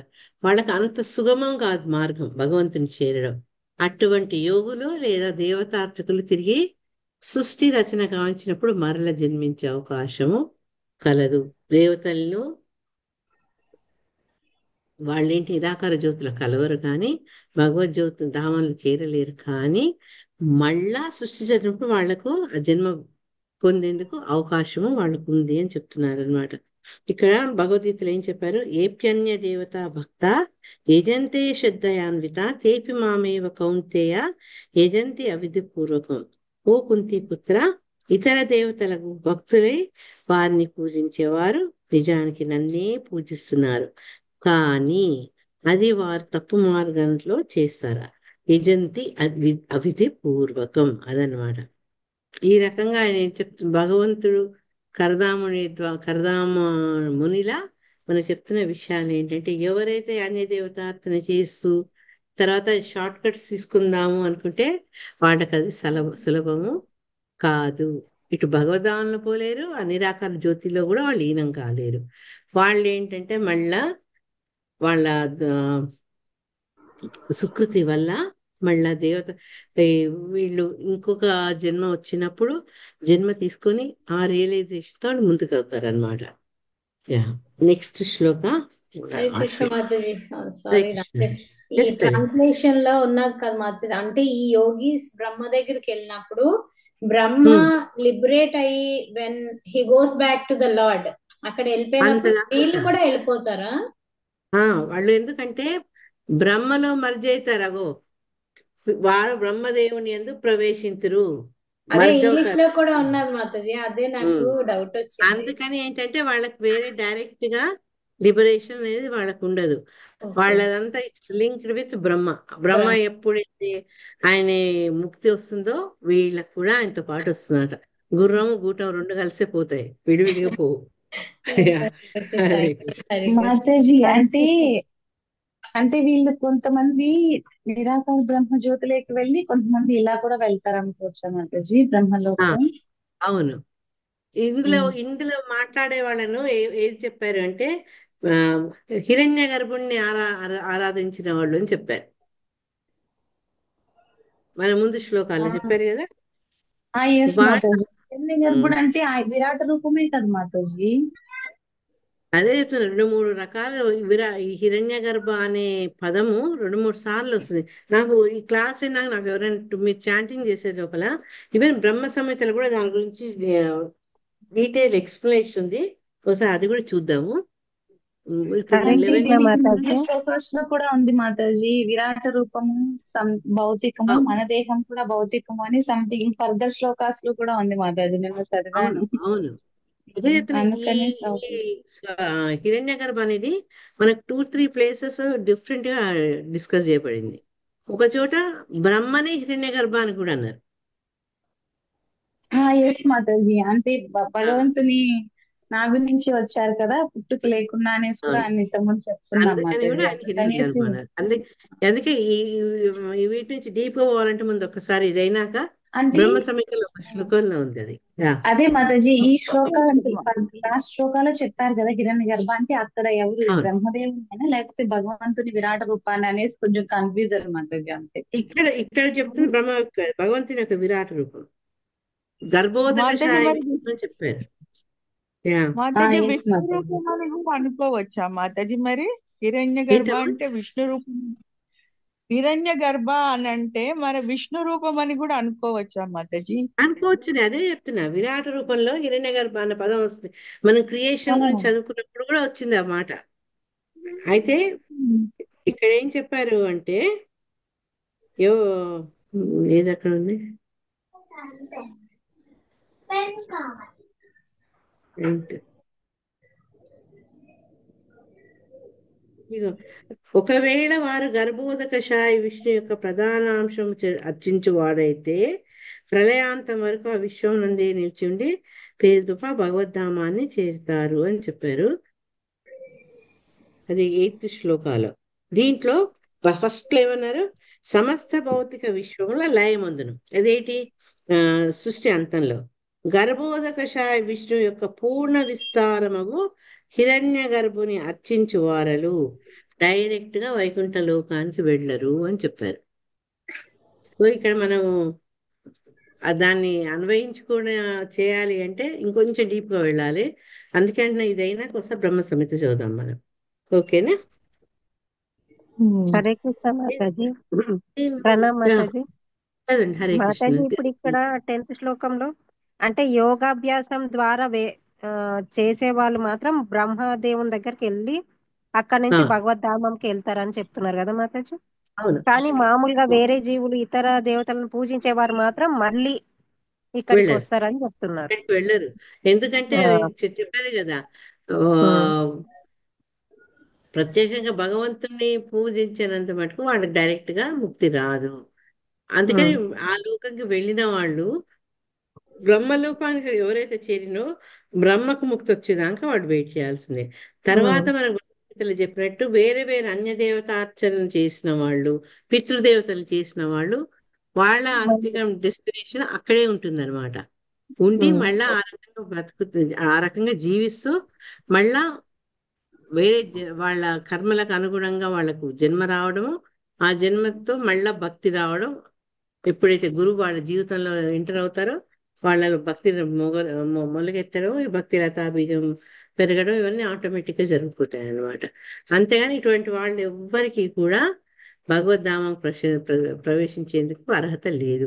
అంతేందుకు ఇక్కడ చెప్పే దాన్ని బట్టి నిరాకార బ్రహ్మజ్యోతి కూడా వాళ్ళు లీనం కాలేరు అని చెప్తున్నారు. ఎందుకు అంటే ఎంతసేపు వాళ్ళు ఒక దేవత మీద వాళ్ళ మనసును పెట్టి ఉంచారు కాబట్టి వాడికి ఇటు భగవంతుడి మీద ఆసక్తి ఉండదు, నిరాకార బ్రహ్మ మీద కూడా ఆసక్తి ఉండదు. ఆ అవకాశం అతనికి దొరకదనమాట. అప్పుడు అట్లాంటి వాళ్ళు ఏంటంటే మళ్ళా నెక్స్ట్ జన్మ సృష్టి జన్మ రచిస్తే అప్పుడు వాళ్ళకి జన్మ వస్తుంది. అంతదాకా వాళ్ళు అట్లే ఉంటారనమాట. హరే కృష్ణ. అందుకే భగవంతుడు ఏం చెప్పారు, ఆమ్, దేవతల్ని పూజించే వాళ్ళు వాళ్ళ లోకాలకు, పితృల్ని పూజించే వాళ్ళు అక్కడికి, నన్ను శరణు పడిన వాళ్ళు నా ధామానికి వస్తారు అని చెప్పారు కదా. అదే ఇక్కడ మనం అన్వయించుకోవాలి. భగవద్గీతకు భాగవతానికి చాలా అంటే ఆమ్, అది కాలేజ్, అది స్కూల్ లెవెల్ అయితే భగవద్గీత, ఇది కాలేజ్ లెవెల్ భాగవతం. చైతన్య చరితామృత అది పిహెచ్డి లెవెల్ అని చెప్తారు మన ఆచార్యులు. అంటే ఇంకా ఇంకా ఇంకా ఎందుకు అంటే మన అవగాహన పెరుగుతూ ఉంటుంది కాబట్టి వాటిని చూసే మన దృష్టికోణం కూడా మారుతుంది, క్లారిటీ ఉంటుంది మనకు. లేకపోతే ఇగో ఇదే హిరణ్య గర్భాలు, ఏ హిరణ్య గర్భ యోగులు ఎవరు, మరి ఓ, మామూలుగా యోగులైతే వాళ్ళు వాళ్ళలో ఉన్న పరమాత్మపై వాళ్ళ దృష్టిని వాళ్ళ ఇంద్రియాలని కేంద్రీకృతం చేస్తారు. మరి ఈ యోగులు ఎవరు, ఇవన్నీ డౌట్స్ మనకు వస్తున్నాయి అన్నమాట. హరే కృష్ణ. 11వ శ్లోకం. 11 అయిపోయిందా? 12 ఇప్పుడు. 11 చేసి ఆపేస్తామా, ఎందుకంటే 12, 13, 14, 15 కలిసిన శ్లోకాలు. ఇంకా లాస్ట్ శ్లోకం కాబట్టి చెప్తున్నా, ఒక్కసారి ఆలోచించుకోండి. రేపు ఎల్లుండి అవతల ఎల్లుండి 3 days చైతన్య మహాప్రభు గురించి ఎవరైనా మాట్లాడదలుచుకుంటే జస్ట్ బీ రెడీ, పేరు చెప్తే చాలు. ఈ 10వ శ్లోకం గురించి గౌరంగ ప్రభు బుక్ లో ఏం చెప్పారు అంటే, ఎవరైతే యోగులు అంటే ఆ, వాళ్ళకు ఎటువంటి బంధాలు లేవో వాళ్ళు ఈ శ్వాస మొదలైన యోగాలు ఎక్సర్సైజ్ చేసుకుంటూ బ్రహ్మలోకానికి వెళ్తారు. అవన్నీ నేర్చుకున్నాం కదా. దీంట్లో 2 పాయింట్స్ చెప్పారు. శిలా విశ్వనాథ చక్రవర్తి ఠాకూర్ ఏం చెప్పారటంటే, ఒకవేళ ఈ హిరణ్య గర్భ భక్తులు కేవలం బ్రహ్మనే చేసి భగవంతుడి పట్ల విష్ణువు పట్ల ఎటువంటి ఇసుమంతైన భక్తి లేకపోతే వాళ్ళకేంటి అంటే ముక్తి అనేది దొరకదు. వాళ్ళు బ్రహ్మను పూజిస్తున్నప్పటికీ కూడా విష్ణువుపై పూర్తి భక్తి కుదరకపోవడం వల్ల వాళ్ళేంటి అంటే బ్రహ్మ యొక్క జీవిత కాలం చివరిలో బ్రహ్మతో పాటు వాళ్ళకు ముక్తి లభిస్తుంది. అంతదాకా వాళ్ళు ఏంటంటే రవిశేషి మాతాజీ అడిగినట్టు బ్రహ్మదేవుని యొక్క దేహంలో ఆ, వాళ్ళు కలిసిపోతారు అనమాట. The merge into the body of Mahavishnu along with Brahma. ప్రళయం వచ్చినప్పుడు అంతదాకా వాళ్ళు బ్రహ్మ శరీరంలోనే ఉంటారనమాట. తర్వాత ఇంకొక పాయింట్ ఏంటంటే, బ్రహ్మ ముక్తి కలిగినప్పటికీ ఆయనకి ముక్తి దొరికింది కదా, వేరే దేవతల్ని వేరే జీవుల్ని ముక్తి పొందించగలడా అంటే లేదు. ఎవరు ముక్తి కలిగించేది? ముకుందుడు. అంటే ఎవరైతే ముక్తి ప్రదాతో అటువంటి భగవంతుడు ఒక్కడే ఈ మాయా అనే బంధాల నుంచి మనకు ముక్తి కలిగించగలడు. బ్రహ్మదేవుడికి ముక్తి కలిగింది ఆటోమేటిక్ గా మనందరికి దొరుకుతుందంటే కాదు. ఆ ఆ ముక్తిని ప్రసాదించేవాడు కేవలము ముక్తి ప్రదాత అయిన ముకుందుడే అనే విషయం మనం గుర్తుంచుకోవాలన్నమాట. కాబట్టి మనం ఇక్కడ మనకు అండర్లైన్ గా ఉండే మెసేజ్ ఏంటంటే యోగ మార్గం కానీ, ధ్యాన మార్గం కానీ, కర్మ మార్గం కానీ, ఏ మార్గం అయినప్పటికీ కూడా నీలో భక్తి అనే ఎసెన్స్, నువ్వు ఎంతన్నా వంట చేయి, దాంట్లో ఉప్పు లేకపోతే రుచిపోతుంది. అదే రకంగా మనం చేసే ఇన్ని రకాల ప్రయత్నాలకు ఆ భక్తి అనేది లేకపోతే ఇప్పుడు ఏంటంటే మనల్ని ఈ మాయాజాలం నుంచి బయటికి పడవేయలేదు, ముక్తి మనకు ఇవ్వలేదు అనే విషయం మనం గుర్తుంచుకోవాలి. అథాతం సర్వభూతానాం హృత్పద్మేషు హృతాలయం శృతానుభావం శరణం వ్రజభావేన భామిని. ఎస్ సవిశేష్ మాతాజీ. ఎస్ మాతాజీ. హరే కృష్ణ. అథాత్వం సర్వభూతానాం హృత్పద్మేషు కృతాలయం శృతానుభావం శరణం వ్రజభావేన భామిని. అనువాదం జై Shri Prabhupada.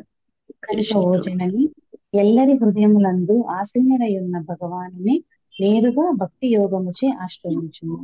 Thank you Mataji. Hare Krishna. Thanks అమ్మా. అంటే ఇంకా వేరే షార్ట్ కట్స్ కాదు, వేరే మార్గాలు కాదు, డైరెక్ట్ గా భక్తి యోగం ద్వారా భగవంతుడిని ఆశ్రయించు అని ఆయన చెప్తున్నారు అనమాట. ఇంపార్టెంట్ మెసేజ్ తల్లికి చెప్పడం ద్వారా పేరు మర్చిపోయారు, కపిలుడు అంటే భగవానుడు మనకిస్తున్న సందేశం అదనమాట. భక్తి తీసుకుంటే సులభంగా భగవంతుణ్ణి మనం పొందవచ్చు, ఆశ్రయించవచ్చు.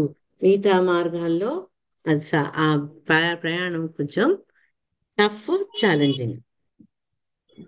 సో ఇక్కడ భాష్యంలో శిలా ప్రభుపాదులు వారు ఏమంటున్నారంటే ఏ రకంగా ఉండాలి సంబంధం భగవంతునితో అంటే, భగవంతుడు ముందు పూర్ణ పురుషోత్తముడు, ఆ శ్రీకృష్ణ భగవానుడు. ఆయనతోటి మనం ఎప్పుడో మర్చిపోయిన మన బంధాన్ని మళ్ళా మనము సాగించాలన్నమాట. భగవంతుడితో మనకున్నటువంటి బంధాన్ని అది మనం సాధిస్తూ, భగవంతుడితో ఉన్న సంబంధం ఏంటి అంటే ప్రేయసిగా, పరమాత్ముడుగా, పుత్రుడుగా, మిత్రుడుగా, ప్రభువుగా, రకరకాలైనటువంటి భావనలతోటి భగవంతుతోటి మనకు సంబంధం ఏర్పరచుకుంటాం అనమాట. దాన్ని మళ్ళా ఒకసారి మనము ఈ రకరకాల ఈ బంధాన్ని పునరుద్ధరించుకోవాలి. ఎప్పుడు పునరుద్ధరించుకోగలుగుతాడు? ఎప్పుడైతే భక్తి యోగం ద్వారా భగవంతునితోటి ప్రత్యక్ష సంపర్కము, భగవంతుని అనుభూతి, భగవంతుడితో సంబంధం పెట్టుకోగలుగుతాడో అప్పుడు ఆ ఎటర్నల్ బంధం మనకు ఆయనే పితాహమస్య జగతో మాతా ధాత పితామహ ఇన్ చెప్పారు కదా. ఆ రకంగా రకరకాలైనటువంటి బంధాలు, అంటే ఏ బంధాలు? నిత్య సంబంధాలు. వాటిని మనము పునరుద్ధరించుకోవచ్చు. కాబట్టి ఎప్పుడైతే మన మధ్య ఉండే రిలేషన్షిప్ మంచిగా అవుతుందో దానివల్ల ఏంటి అంటే మళ్ళా మన యొక్క సంబంధాలు మంచిగా అవుతాయి అన్నమాట. ఆ సంబంధాలు బాగోడేగాక వాళ్ళిద్దరి మధ్య అండర్స్టాండింగ్, ప్రేమ కూడా ఉంటుందన్నమాట. ఈ రకంగా భగవంతుడితోటి మనిషి డైరెక్ట్ గా సంపర్కాన్ని పొందొచ్చు. అది ఎట్లా? భక్తి మార్గాన్ని ఆచరించడం ద్వారా. అటువంటి భావనే నిజము ఏకత్వం. ఏకత్వం అంటే ఒకళ్ళతో ఏకమవడం. ఏ రకంగా ఏకమవుతున్నామంటే మన నిత్య సంబంధాన్ని మనం తెలుసుకొని భగవంతుడిని ఆశ్రయించడం ద్వారా మనం కూడా ఈ ఏకత్వాన్ని పెంచుకోగలుగుతున్నాము. భగవంతుడితోటి ఆ రిలేషన్షిప్. ఏం రిలేషన్షిప్? ప్రేమ బంధం, ప్రేమయుత సంబంధం అని చెప్పారనమాట. మాయావాదుల ఏకత్వం వేరు, విష్ణు వైష్ణవుల ఏకత్వ భావన భిన్నం. ఎందుకంటే శిల ప్రభుపాదులు వారు క్లియర్ అవుతున్నారు. మరి వాళ్ళు మనకు ఇద్దరం భగవంతుని ఆశ్రయిస్తున్నాం, మరి వ్యత్యాసం ఏంటి అంటే దాంట్లో ఉండే భావనే డిఫరెన్స్ అని చెప్తున్నారు అనమాట. ఏంటి అంటే ఎప్పుడైతే భగవంతునిలో లీనం అవ్వాలని కోరుకుంటారో అటువంటి తత్వవేత్తలు ఏకత్వం అనుకుంటారే, అది రాంగ్ కాన్సెప్ట్. తప్పుడు భావన, కరెక్ట్ భావన కాదు అని చెప్తూ, వైష్ణవులు ఏమంటారు? ఆయన భగవంతుడితో ఒకటిగా నేను కాను, నేను ఎప్పటికీ దాన్ని ఆమోదించను, నేను భగవంతుడి సేవకుని, నేను సేవ చేస్తాను ఆ రకమైన భావనతోని వాళ్ళు మనసులో నింపుకుంటారనమాట భగవంతుని. ఎట్ ద సేమ్ టైం వాళ్ళ ఇండివిజువాలిటీ అంటే వాళ్ళ వ్యక్తిత్వాన్ని కూడా, నేను భగవంతుడు ఒకటి కాదు, నేను ఆయనకు స్నేహితుడిని, ఆయనకు నేను సేవకుడిని, తర్వాత నాకు ఆయన తల్లి తండ్రి ఆయనే, ఈ రకంగా ఆ అనుబంధాల్ని నిలుపుకోగలుగుతారు. ఎవరు నిలుపుకోగలుగుతారు అంటే భగవంతునితోటి డైరెక్ట్ సంబంధం ఉన్న వాళ్ళు. ఆధ్యాత్మిక జగత్తులో శిలా ప్రభుత్వ ప్రభువు దాసుడు ఒకటి. అంటే ఏంటి అంటే రిలేషన్షిప్ అట్లే ఉంటది. అతని హోదా ఇతని హోదా భిన్నంగానే ఉంటుంది, కానీ వాళ్ళిద్దరి భావన స్థితి ఒకలానే ఉంటుంది. అంటే ఉదాహరణకి ఏంటి అంటే ఆయన పూజింపదగినవాడు దేవుడు, పూజించేవాడు భక్తుడు, సేవకుడు. సో యజమాని సేవకుల మధ్య ఉండే ఆ భావన అది ఎప్పుడు నిల్చొనే ఉంటుంది అనమాట. అందుకనే అటువంటి భక్తుడు నేను భగవంతుడితో సమానము అని అనుకోడు, సమానం కావాలని కూడా అనుకోడు అనమాట.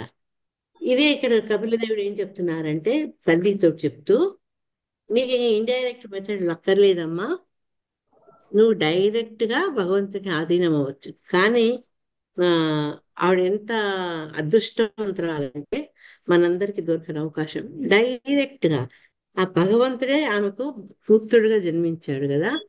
అంటే ఇంకా ఆమె వేరే మార్గాలు వెళ్ళక్కర్లేదు, ఆ ప్రత్యక్ష మార్గంలోనే, ప్రత్యక్ష విధానంలో ఆవిడ తన భక్తిని చేసుకోగలదు అనమాట. చేసుకుంటే లాస్ట్ ఏం చెప్పారంటే అది వరకే నెలకొనినందున పూర్ణత్వ స్థితి అది వరకంటే ఆమెకు తెలుసు ఎవరిని ఆశ్రయించాలి. ఈ భౌతిక ప్రపంచం గురించి, ఆధ్యాత్మిక ప్రపంచం గురించి, అన్నిటి గురించి ఇన్ఫర్మేషన్ ఉంది అనమాట. అందుకని పూర్ణత్వ స్థితిలోనే అదివరకే నెలకొని ఉన్నందున, అంటే ఆల్రెడీ తను ఈ విషయంలో పూర్ణత్వాన్ని పొందింది కాబట్టి ఇక వేరే ఏం ఉపదేశాలు ఆమెకు అక్కర్లేదు. అంటే అన్ని ఆమె పాటిస్తున్నది, ఏది వాస్తవమో ఏది ఇంపార్టెంట్ అన్ని ఆమెకు తెలిసినప్పుడు ఆమెకు ఉపదేశించే హక్కు అవసరం మనకు లేదనమాట. అందుకని కపిలదేవుడు ఏం చేశాడు, తల్లిని నువ్వు ఇప్పుడు ఏం చేస్తున్నావో అట్లే కంటిన్యూ చేయి, ఆపుకు అని చెప్తున్నాను అనమాట. చెప్తూ తల్లిని పట్టుకుని భామిని అన్నాడట. భామిని ఎందుకన్నారంటే శిలా ప్రభుపాదులు వారు ఏమంటున్నారు అంటే భగవాను తన పుత్రునిగా తలుచుచున్నదని అది సూచించును. ఈ భామిని అని గనక అతని తల్లిని అన్నాడు అంటే ఎందుకన్నాడు అంటే ఈ ఈ శ్లోకం ద్వారా మనకు తెలుస్తుంది అనమాట. భామిని అన్నాడు కాబట్టి ఏంటంటే నువ్వు ఏం చేస్తున్నావో అదే కంటిన్యూ చెయ్యి, నువ్వు నన్ను నీ పుత్రుడుగా భావిస్తున్నావు కాబట్టి అదే భావనలో కంటిన్యూ అయిపో అని చెప్పాడు అనమాట. కొన్నిసార్లు భగవంతుడు ఆ రసాన్ని ఎంజాయ్ చేయాలి అనుకుంటే మిగతా రసాన్ని ఒక పక్కకు పెట్టాలి. స్వామి భావన ఉంటే యశోద గాని, నందబాబు గాని, లేదా గోకులంలో గోపికలు గాని, గోపాలు గాని కృష్ణుడితో ఆ విధంగా లీలలు చేసి ఉండలేకపోయే వాళ్ళేమో కదా. అందుకని ఇక్కడ ఏం చెప్తున్నారంటే తమ తమ వ్యక్తిత్వాలు కోల్పోకుండా భగవంతుడితోటి ఆ సేవింపదగిన వాడు, సేవించేవాడు ఆ యొక్క సంబంధాన్ని పెట్టుకుంటూ అట్లా చేస్తే ఏంటి అంటే ఈ కపిల దేవుని యొక్క తల్లి తను ఏ రకంగా భావిస్తుందో ఆ భావాన్ని కంటిన్యూ చేయమన్నారు అనమాట. ఎందుకట అంటే ఆమెకు ఆల్రెడీ ఎప్పుడైతే ఇవన్నీ వినిందో భగవంతుడు తనకు సంతానంగా కావాలని కోరుకుంటుంది అనమాట. ఈ చెప్తూ కంక్లూడ్ ఏం చేశారంటే భక్తి యోగము వల్లనే, అంటే కృష్ణ కాన్షియస్ లైఫ్ లేదా ఈ భక్తి యోగాన్ని ప్రత్యక్షంగా చేపట్టమని దేవహూతికి కపిలుడు చెప్తున్నాడట. అంటే భక్తి మార్గాన్ని తీసుకొని ఇక వేరే మార్గాలు అనక్కర్లేదు, ఈ మార్గంతోనే నువ్వు పూర్ణత్వాన్ని పొందగలుగుతావు అని ఆమెకు చెప్తూ భక్తి రహితంగా మనుషుడు మాయాబంధం నుంచి బయటపడజాలడు. ఏ రకంగా అయితే ఈ మాయలో చిక్కుకున్నాడు, వలలో చిక్కుకున్నాడు, తనంతా తను బయటికి రాలేడు, అదే రకంగా ఈ భగవంతుడికి దాసోహం కాని వాళ్ళు ఆ భావం నుంచి రాక ఈ జననం వచ్చి దాంట్లో ఉంటారు. కానీ భగవంతుడి గురించి అన్ని తెలుసుకున్నాం కాబట్టి వాళ్ళకి చాలా ఈజీ అవుతుంది అని చెప్తున్నారు. ఇక్కడ తెలుసుకోని వాళ్లకు తెలుసుకున్న వాళ్లకు ఏం రిజల్ట్ అనేది చెప్తున్నారు. ఎప్పుడైతే అతను నాకు ప్రభువు నేను దాసుడు అన్న భావంతో ఉంటారో వాళ్ళకి అది చాలా సులభంగా జరిగిపోతుంది అనమాట. ఎందుకంటే ఆల్రెడీ వాళ్ళకి ఆ రియలైజేషన్ వచ్చింది కాబట్టి దానికి వేరే మార్గాలు వాళ్ళు తొక్కాల్సిన అవసరం లేదు. హరే కృష్ణ. రెండు యా హరే కృష్ణ మాతాజీ. ఇప్పటికి ఆపేస్తున్నా. గ్రంథరాశి భాగవతానికి ఇదే